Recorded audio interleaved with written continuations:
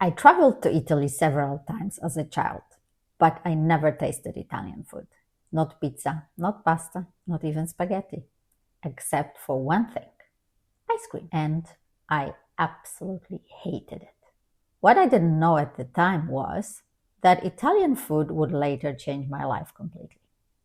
But that lesson wouldn't come in Italy. It would be years later, through my future Italian mother in law. When I was a child, my parents and I spent our summers traveling through Southern Europe, first with a tent, later with a caravan, but always with our own food. We brought preserves and whatever provisions we could take with us from Poland. Eating out was simply not possible. The exchange rate between the Polish zloty and Western currencies was brutal, and restaurants were far beyond our budget. There was only one exception: ice cream. It was 1979. We were walking through the busy seaside town of Jesolo near Venice. For a 6-year-old girl from communist Poland, it felt like another world.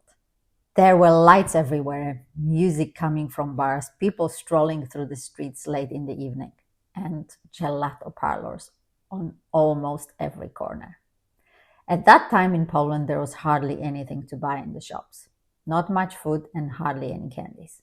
Even clothes and home appliances were difficult to get.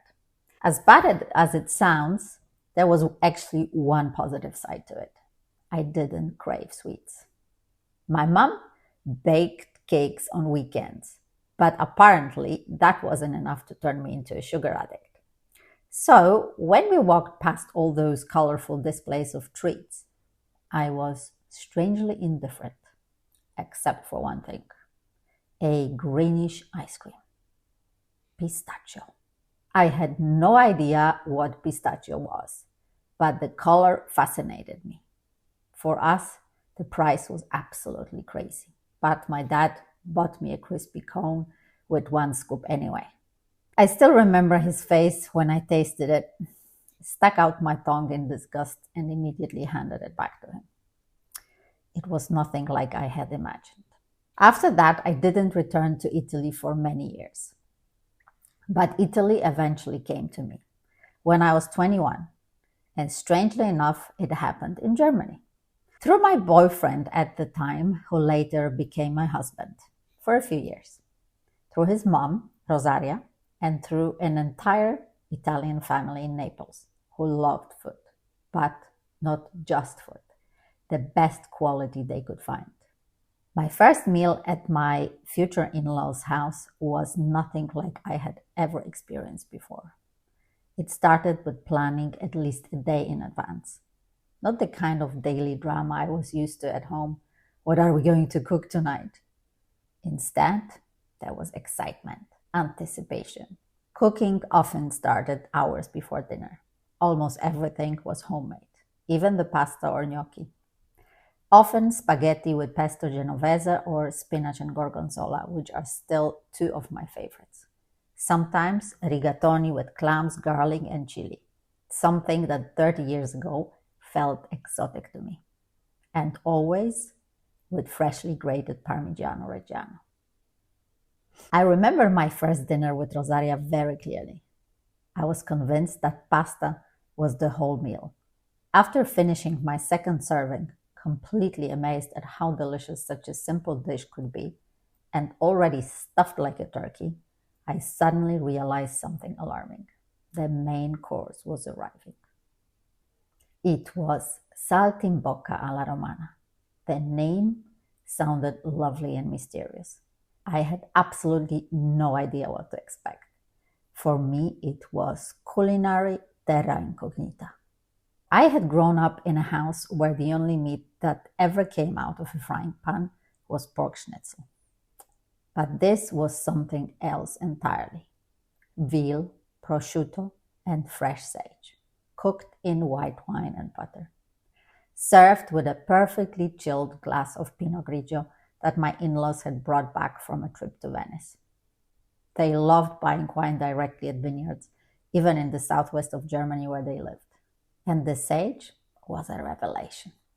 Until then, I only knew sage as a medicinal tincture for gargling or as tea for sore throats. But fresh sage, fried crispy in butter, that was unforgettable.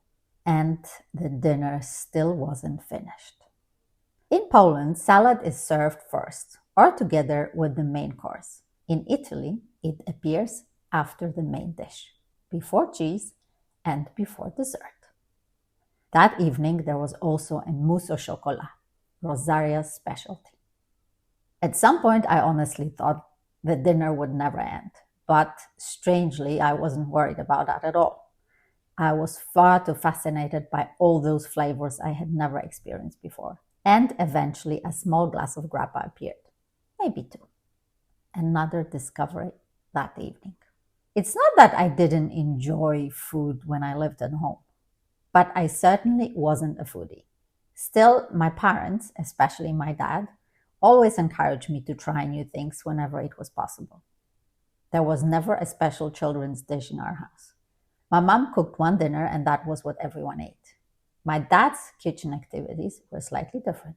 He loved reading recipes out loud and saying, maybe we could make this one day. It looks delicious. By we, he meant my mom. Unfortunately, it rarely went beyond this reading stage. He was more of a dreamer than a cook. And the only dish I remember him actually preparing was scrambled eggs with bacon. My mom mostly cooked out of necessity. So, marrying into a half Italian foodie family felt like landing on another planet, something that slowly changed my view of food forever. Looking back now, it's very clear that Rosaria ignited that spark. She showed me that stirring a pot, making pastry, or preparing a meal in general can be deeply satisfying and incredibly rewarding. I will always be grateful for that because it shaped my life in more ways than I could have ever imagined. Every time I think about Italy, I remember that evening in Jesolo.